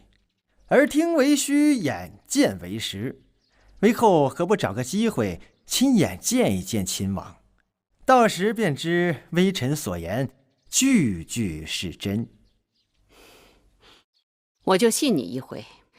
5日后是郢都祭祀少司命大典，舒公主会献舞少司命，到时我和大王都会去。我会让大王宴请秦王，秦王的人品和谈吐如何，我一望便知。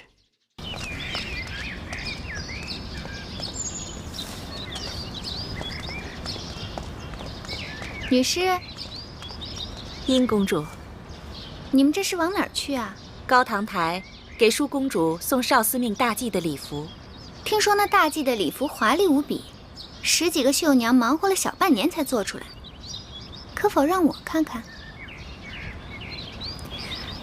女士不会是因为狄公主的礼服，别人连看都不能看吧？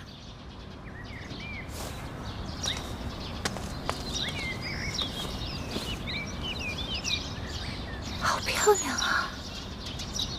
这是微后特意让织房中最好的织女用金线和翠羽编织数月而成的，上面还镶了那么多上好的珍珠。为了少司命大祭之舞，实在过于奢华了。因少司命是庇护我大楚妇孺，使大楚人丁兴旺的神奇。为了大祭，无论多么奢华，都是对神灵的敬意。更何况，大祭历来是由身份高贵的女子作为主祭。今年微后有意让舒公主在大祭之日领跳少司命祭舞，这礼服当然是要好上加好了。那大祭之舞的伴歌领唱，该是太子恒吧？原先微后属意太子恒，但南后说不好，南后看中的人，微后又说不妥。这不，屈子出面，刚刚定下了公子歇。黄歇？正是，公子歇是屈子的爱徒，九歌又是屈子之作，选择公子歇也算是度身定造。原来是黄歇。我等有要务在身，殷公主请自便。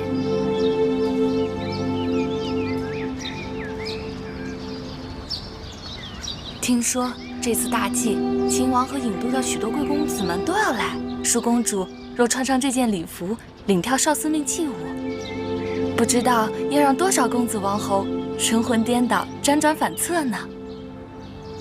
这话说得太早了。你怎么知道，那日穿上这件礼服的，就一定是舒公主？大王已经应允了姐姐的婚事，妹妹为姐姐高兴。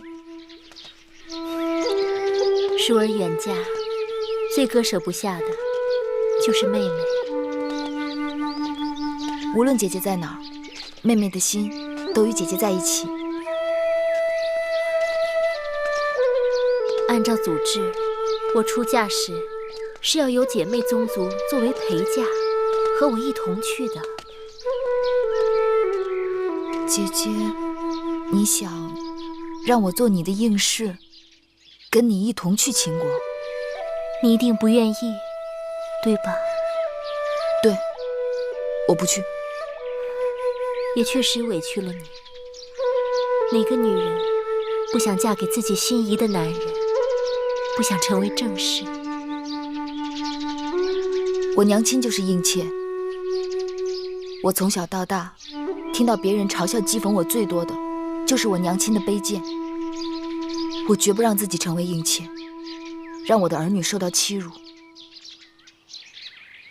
姐姐知道我的，宁为玉碎，不为瓦全。更何况，我与子歇早有盟誓。可是母后对你一直耿耿于怀，上次月华台下毒之事也草草了结，并未追查真凶。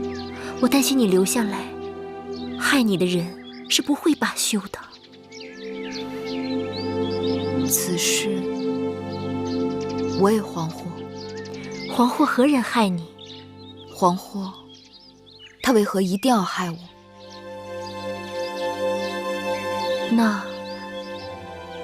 那你知道是何人所为？我只是猜测。姐姐对我如此之好，我真的情愿不是她。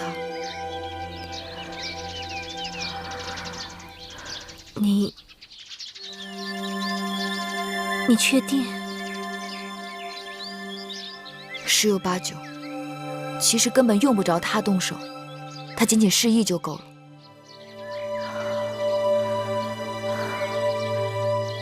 这可怎么是好？姐姐可知，芈月的娘亲和抚养芈月的举姬，曾与威后结下嫌隙，对此姐姐也应当有所耳闻。可这是上辈人的恩怨，与你有何干系？上辈人，你恨他，恨我娘亲。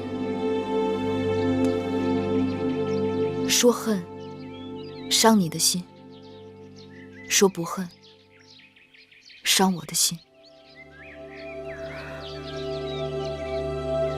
可她毕竟是我的亲生母亲，是你的母后。看在我们姐妹情分上，原谅她吧。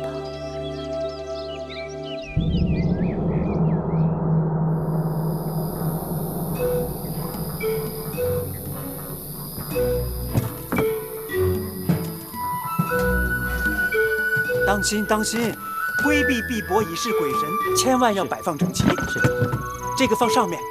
啊，那这件呢？这个放正面。是。供奉的六兽和酒水都摆放在那边。祭司少司命，国之大事，天神在上，非凡柴不足以达之。哎，一定要让人悉心照看这燔祭时的烟气啊！来来来，动动，快一点！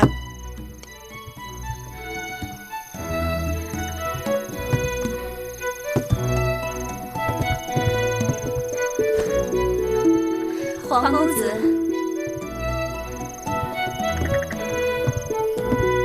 黄公子，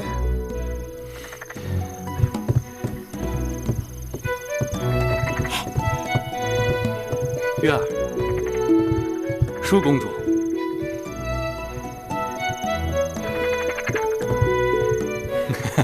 嘿嘿，傻笑什么呀你？月儿今日格外好看。步裙金钗，寻常打扮，有什么好看的？一会儿舒姐姐换上祭舞礼服，那才叫一个好看呢。妹妹步裙金钗，在黄公子眼中都有这般姿色。你若能穿上祭舞礼服，那不美若天仙了。姐姐，何时你也学得如此油嘴滑舌？姐姐的话是认真的。上回祭祀的时候，我就在想，若是月儿主跳祭舞，黄公子吟唱作伴，那你们才是郎才女貌呢。多谢舒公主成全。全是轻薄口舌，不与你们说了。哎，月儿，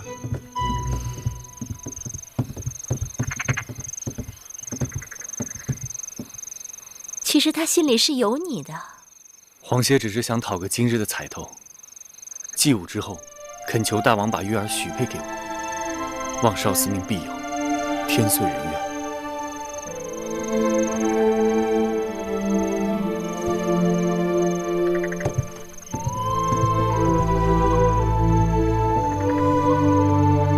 殷公主，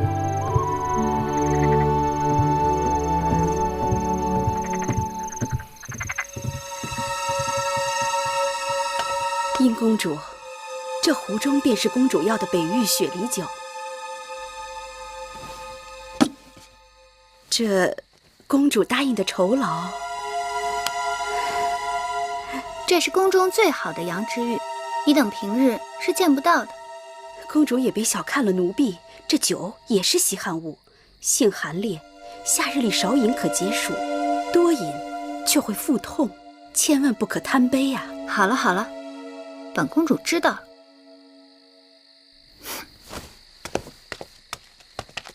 你见到舒公主今日要穿的那件祭祀舞服了吗？见到了，美的无与伦比。姐姐，刚才你与子歇说了些什么？不告诉你。你若不告诉我，那以后我也不告诉你了。你不告诉我什么？你想知道的事情啊。你不告诉我算了。天好热呀，珍珠，去给我和月儿倒些凉茶来。是。舒妹妹，可是口渴啊？我这里有一壶玉露琼浆，据说饮用后可让人冰肌玉骨，有脱尘成仙之态。既然妹妹将在祭祀大典上主跳少司命祭舞，何不多饮2杯，也可助兴。姐姐，平日里你就不胜酒力，这酒还是不喝的好，免得误事。既然姐姐有这等好东西，妹妹怎能不喝呢？给我尝尝。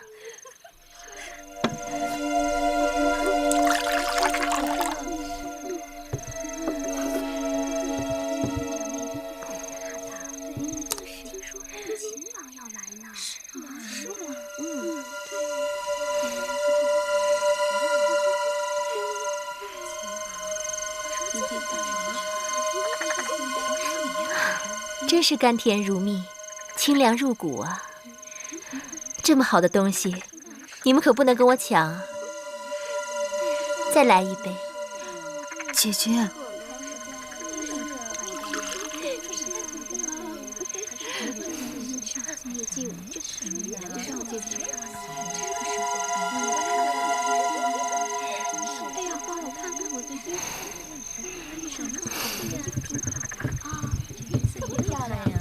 少司命祭舞马上就要开始了，你等还不快去更衣？走吧，可不是，时辰不早了，再不更衣来不及了。走吧，姐姐更衣吧。哎呀，怎么了？哎呀，舒妹妹，不知怎的，我这肚子有些绞痛。快坐下，姐姐，我给你揉揉。怎搞的？莫不是中了暑热，或者岔了气？不知道。哎呀，这疼一阵一阵的，怕是一时半刻好不了了。那怎么办啊？舒公主还要领跳少司命祭舞，身体不适，这可怎好啊？是啊，献舞少司命，万人瞩目，千万耽误不得。女士要早做打算啊。若是舒公主不能领跳，那只好临时更替啊。眼下能顶替舒公主的只有……女士说的有理，能顶替舒儿献舞的就是月公主了。啊，我不行，我不能跳。月儿，舒公主这话当真？私下里，月儿曾帮我许多次，她其实跳得比我还好。你真的和舒公主一起练过？我是练过，但我不行。月儿，我不能跳。舒妹妹此言不妥。祭祀少司命是何等大事，芈月从未接受过女师指点，草率献舞，亵渎神灵。献舞少司命，讲的是一个诚字。有些人心里不干净，即便献舞，少司命也不高兴。既然舒公主力荐，那就试一试。你现在就跳给我看，你若真的能跳，那就是少司命选中了你，你命里该有的逃不掉。今日由少司命判定的事最妥不过。女师，芈月向来忤逆，微后若知晓此事，定不会答应。这女师已经说了，此事由少司命判定，即便日后母后怪罪下来，舒儿自会分辨，女师不必多虑。月儿，月儿，皇爷在等你，别辜负了他。大王到！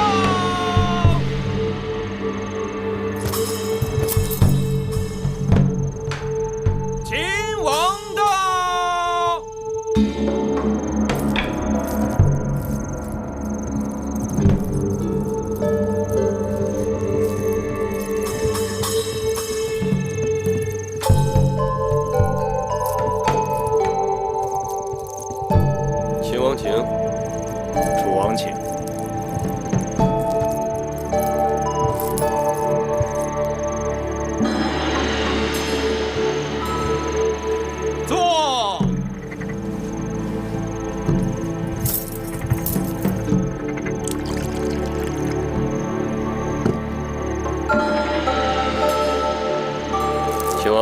请。楚王请。韦后请。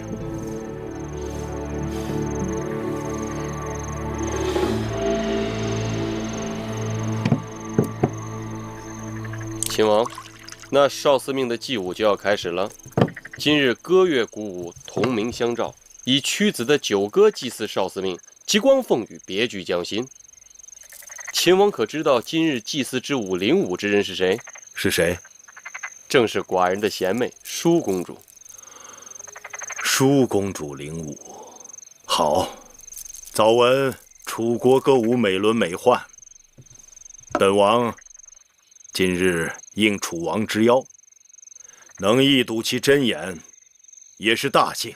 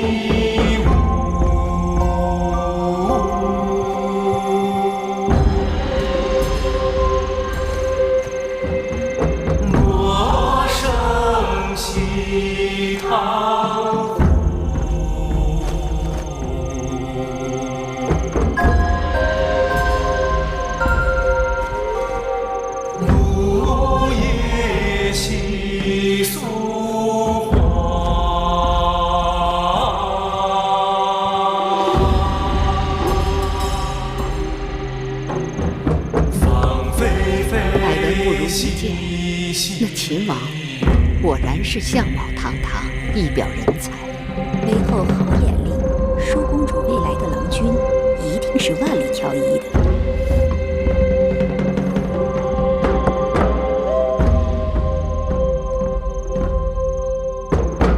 夫人自有细美姿。难怪婴儿盯着黄歇不肯放手。凭他那身负异禀、玉树临风的模样，我都想多望两眼。孙何以息愁苦？像婴儿这样情窦初开的小女子，自然是把持不住。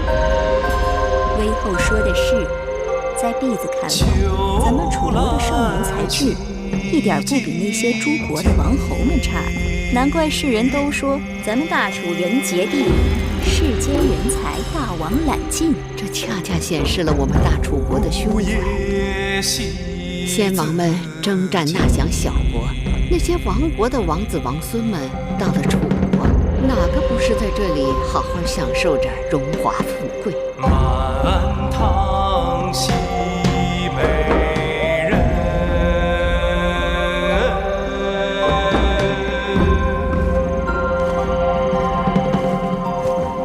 虎毒郁郁西牧城。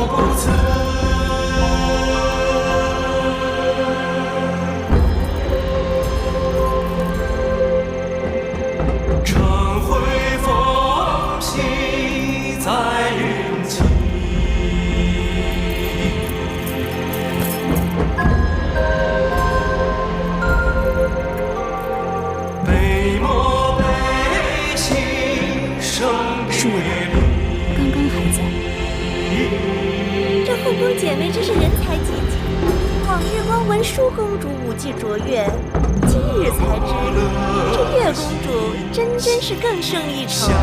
大王，您说呢？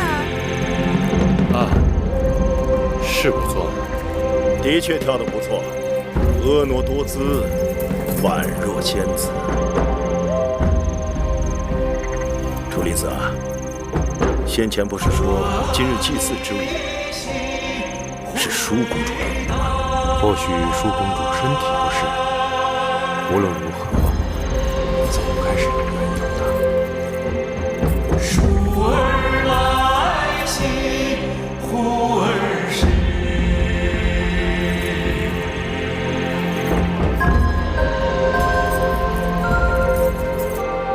细苏兮地角。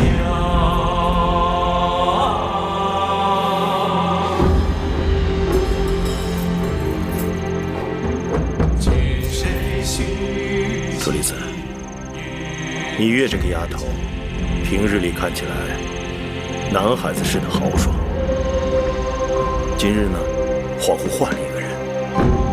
寡女曰可也。臣弟刚才见她在台上与黄歇眉目传情，真是姻缘天赐，一双璧人。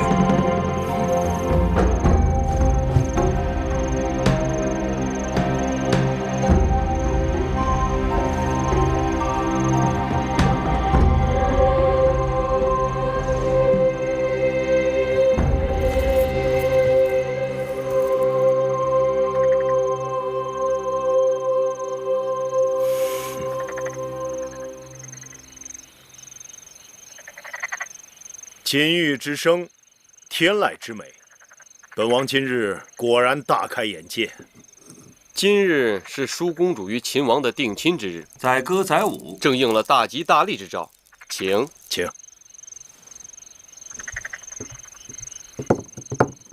禀报大王，公子歇求见。带他过来。是。公子歇为何求见？秦王大约不知，这是我大楚的风俗。少司命是楚国幸运之神，掌管婚配、子嗣、祸福。往年给少司命献歌献舞的金童玉女，都可以来向本王讨个赏赐。哦，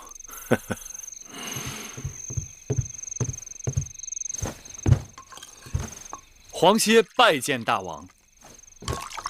黄歇，今日祭祀大典，你等轻歌妙舞，令少司命欢颜。寡人要好好的赏赐于你。说吧，想要什么？大吉之日，子歇不求荣华富贵，只是心里有一个愿望，不知当说不当说。但说无妨。大王之妹月公主，温婉贤淑，冰清玉洁。黄歇攀龙附凤，爱慕已久，恳请大王将月公主许配给黄歇为妻吧。这两情相悦，倒也是佳话。是啊，楚王两妹同嫁，喜上加喜呀。对，窈窕淑女，君子好逑。这才子配佳人嘛。公子歇，你身为太子伴读，屈子之高徒，该知道这儿女婚姻讲究的是父母之命、媒妁之言。你父母若健在，该由你父母指派媒人上门提亲；父母若不在，该由你们族长出面。